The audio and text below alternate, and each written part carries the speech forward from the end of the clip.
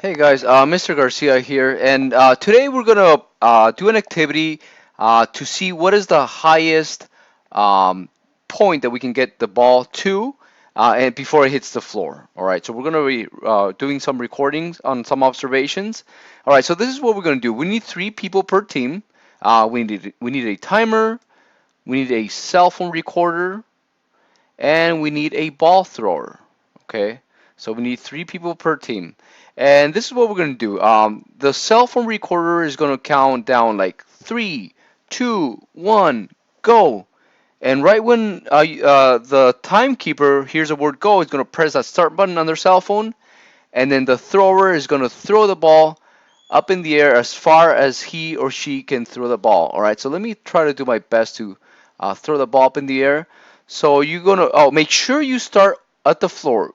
You can't start like half, up. You start at the floor and you throw it way up in the air. So try to make it as high as you can, and then so you don't catch it. You let it drop, drop, drop, drop, drop, drop, drop, drop, and then when it hits the floor, the timekeeper will stop the clock, and then he or she will record the observations. All right, note, we are only recording how many seconds before the ball hits the ground. So we're counting, we start at the ground, we throw it as high as we can, and then how many seconds before it hits the ground. And the recorder, the cell phone recorder, make sure you stand back far enough to capture the highest point reached and when it hits the ground. Okay, so you only get 3 tries, guys, so make sure you record the best one. Okay? Okay, and this document, this is where you're gonna put the group members. So who's gonna be the official timer, and the official document recorder. So this document we're gonna use tomorrow, or I'm sorry, today. Uh, Cell phone flip recorder. Who's gonna be that? And we need a ball thrower. So we need an official ball thrower.